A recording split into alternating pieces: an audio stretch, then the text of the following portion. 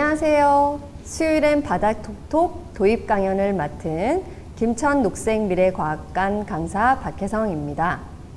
과거에는 어떤 바다 생물이 있었는지 저와 함께 과거의 바닷속으로 퐁당 빠져볼까요? 지구는 약 46억 년 전에 생성되었는데요. 큰 변화를 겪으면서 서식하는 고생물의 종류도 크게 변했습니다. 그 변화로 지질시대를 성캄브리아대, 고생대, 중생대, 신생대로 구분하는데요. 성캄브리아대는 약 46억 년 전에서 5억 4,100만 년 전을 말합니다. 약 40억 년 정도 되는데요. 이 시간이 얼마나 긴지 12시간 시계로 계산을 해보았습니다. 그러면은 성캄브리아대는 10시간 35분, 고생대는 46분, 중생대는 29분, 신생대는 10분입니다. 이렇게 신생대가 가장 짧고 성캄브리아대가 굉장한 반 이상의 시간을 차지하는 것을 알 수 있습니다. 그래서 또 보면은 성캄브리아대에는 화석이 거의 발견되지 않았고 고생대 이후에는 화석이 많이 발견됨을 알 수 있습니다. 먼저 성캄브리아대의 특징을 알아보겠습니다. 성캄브리아대는 개체수가 적고 단단한 뼈나 껍질을 가진 생물이 없었고 지각변동으로 화석이 소멸되거나 변성되었습니다. 하지만 바다에서 최초로 생명이 출현하게 되었습니다. 바다에서 생명이 최초로 출현한 이유는 오존층이 없었기 때문에 강한 자외선으로 육지에는 생명이 살 수 없었기 때문에 바다에서 처음 생명체가 출현하게 되었습니다. 성캄브리아대 화석으로 스트로마톨라이트라는 화석이 있는데요. 이 화석은 단세포 광합성 미생물인 남세균의 성장으로 생성된 층을 이룬 퇴적 구조물입니다. 남세균이 광합성을 하면서 산소를 발생시켜 후에 오존층을 만들어 육상생물의 출현의 계기가 됩니다. 남세균의 배선물을 보면 끈적한 성분이 있는데 그 성분이 주변의 모래를 모아 만들어진 화석이라고 합니다. 다음으로는 고생대에 대해서 알아보도록 하겠습니다. 바다와 대기의 산소 농도 증가가 생물체의 종류와 수가 급격히 증가하였고 최초의 육상식물, 고사리와 같은 양치식물, 거시식물이 출현하였습니다. 그리고 육상생물 등이 등장하였습니다. 고생대에는 3번의 대멸종이 있는데 첫 번째로는 기후변화, 두 번째로는 소행성 충돌로 햇빛 차단, 세 번째로는 거대한 하나의 판게아 형성으로 서식지에 감소하면서 생물이 멸종하게 되었습니다. 고생대의 화석에 대해서 알아보도록 하겠습니다. 고생대의 대표적인 화석으로는 삼엽충이 있습니다. 삼엽충은 머리, 가슴, 꼬리 세 부분으로 나뉘고 세로로 보면은 좌측, 중앙, 우측의 세 부분으로 나뉘어서 삼엽충이라는 이름이 지어졌습니다. 삼엽충은 아노말로카리스의 거대한 포식자로 점차 쇠퇴하게 됩니다. 다음으로는 필석류가 있습니다. 필석류는 군체, 같은 종의 생물이 집단을 이루어 어느 기간 동안의 장소에 사는 것을 말하는데요. 이 군체를 이루어 살고 있던 해저동물이고 바다 밑바닥에 사는 바다 생물이 없는 먼 바다에 부유하던 필석이 가라앉아 퇴적된 것입니다. 세 번째로는 갑주어 화석이 있습니다. 갑주어는 몸 전체가 넓은 뼈판과 작은 뼈, 타일 모양의 비늘로 갑옷처럼 덮여 있습니다. 갑주어는 머리는 단단한 껍질로 둘러싸여 있고 턱과 이가 없는 무악어류입니다. 물밑에서 생활하고 작고 약한 생물입니다. 오늘날의 어류의 조상이라고 할 수 있습니다. 다음으로는 육기 어류라고 있는데요. 대표적으로 실러캔스와 틱타알릭이 있습니다. 육기 어류란 지느러미에 살집이 있는 척삭동물을 말하는데요. 이 지느러미를 자세히 보면 사람의 발과 닮았다고 합니다. 실러캐스의 어원은 꼬리 지느러미 가시의 속이 비어 있다는 의미로 라틴어로 실러캔스라고 합니다. 지금도 존재하고 있기 때문에 살아있는 화석이라고 하고 육상동물의 팔다리가 물고기에서 시작되었다는 증거가 되기도 합니다. 후에 틱타알릭이라는 어류가 발견되었는데요. 이 틱타알릭은 어류와 양서류의 중간 모습을 보입니다. 틱타알릭의 모습을 자세히 보면은 날카로운 이빨, 납작한 머리, 청장을 향하는 눈을 가진 육식동물로 지금의 악어와 비슷한 외모입니다. 틱타알릭의 앞발에는 악어와 같이 어깨, 팔꿈치, 손목 등의 팔과 같은 구조를 갖고 있고 끝에는 물고기 같은 지느러미가 있습니다. 후에 뒷다리에서 골반뼈가 발견되었고 뒷다리로 앞으로 기어가는 추진력을 얻어서 기어 다녔을 거라고 추정을 합니다. 약간 지금의 망둥어처럼 말이죠. 틱타알릭이 척추 동물의 조상인지는 알 수는 아직은 없지만 사지동물의 진화의 한 과정에 영향을 미쳤을 것이라고 생각합니다. 자, 다음으로는 중생대에 대해서 알아보도록 하겠습니다. 중생대의 특징으로는 판게아 분리로 다양한 서식지가 형성이 되었고 온난화 기온으로 거대한 공룡과 파충류가 번성하였습니다. 이때 조류의 조상인 시조새가 출현을 하였고 겉시 식물이 번성, 그리고 속시 식물이 출현하게 되었습니다.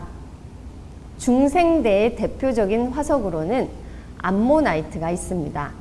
암모나이트는 연체동물 두 종류로 입구 쪽에는 머리, 촉수, 몸통, 반대쪽에는 공기와 물을 빼면서 물에 뜨는 정도를 조절하였다고 합니다.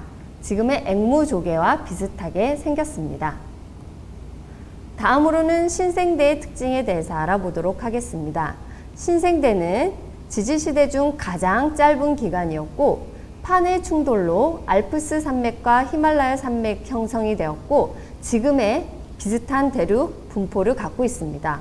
총 빙하기가 4번, 간빙기가 3번이 반복되었고 대형 포유류인 메머디가 출현하였습니다.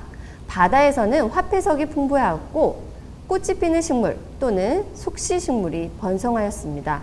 이때 인류의 조상인 유인원이 출현하게 되었습니다. 신생대의 화석에 대해서는 바다의 화폐석이 대표적인 화석입니다. 화폐석은 구멍을 가진 단세포 원생동물인 유공충이 있는데요.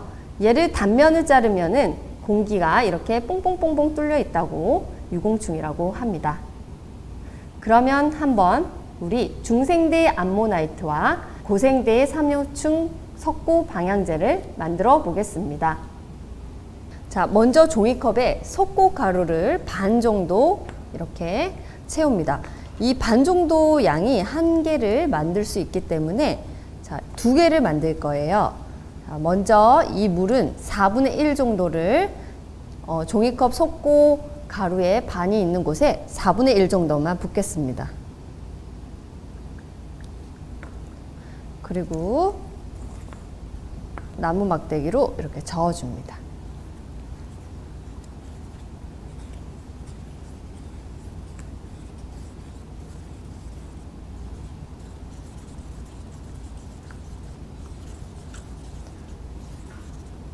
그리고 또 하나를 붓겠습니다.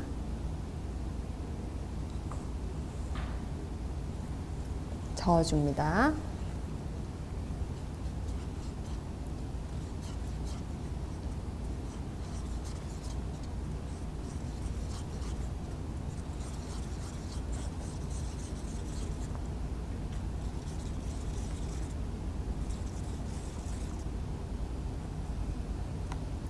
그 다음에 색깔이 있으면 더 예쁘기 때문에 빨간색 색소를 넣도록 하겠습니다.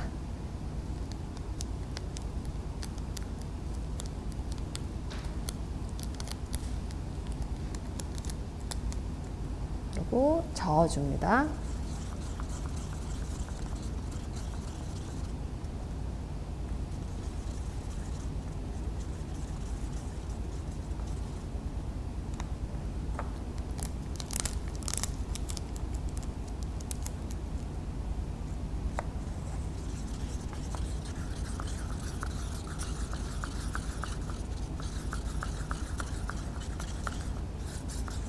그리고 방향제이기 때문에 라벤더 오일을 넣도록 하겠습니다.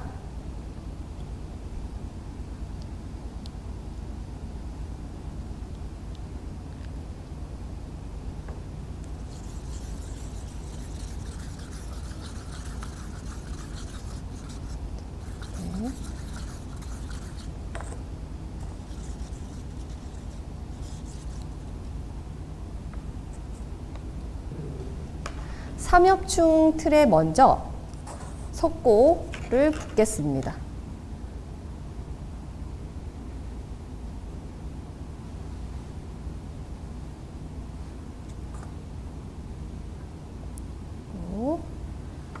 그다음에 암모나이트에 붓겠습니다.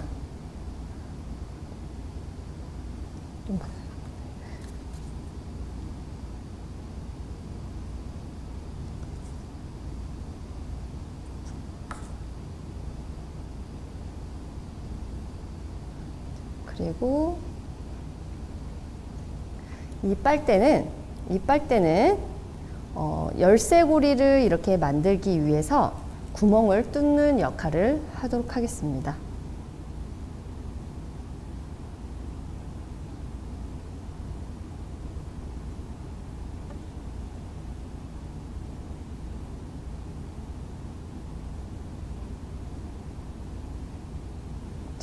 이렇게 서늘한 곳에 한 20분 정도 굳히면은 완성이 됩니다.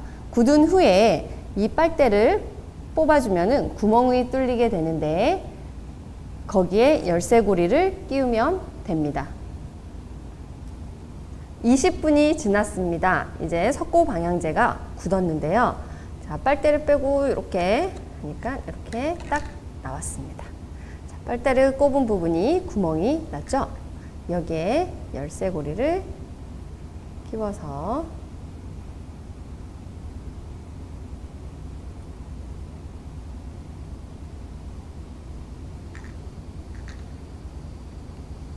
연결을 해주면 됩니다.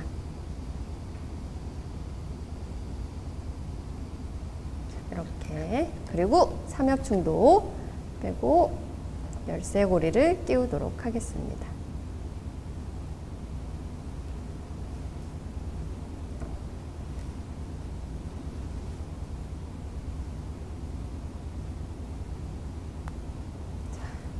이렇게 해서 중생대의 암모나이트와 고생대의 삼엽충이 완성되었습니다. 짠! 오늘 중생대의 암모나이트와 고생대의 삼엽충 석고 방향제를 만들어 보았습니다. 향이 아주 좋은데요. 내 방이나 차 안에 이렇게 걸어두면 좋을 것 같습니다. 오늘 바닷속 어류 화석에 대해서 알아보았습니다. 경청해 주셔서 감사합니다.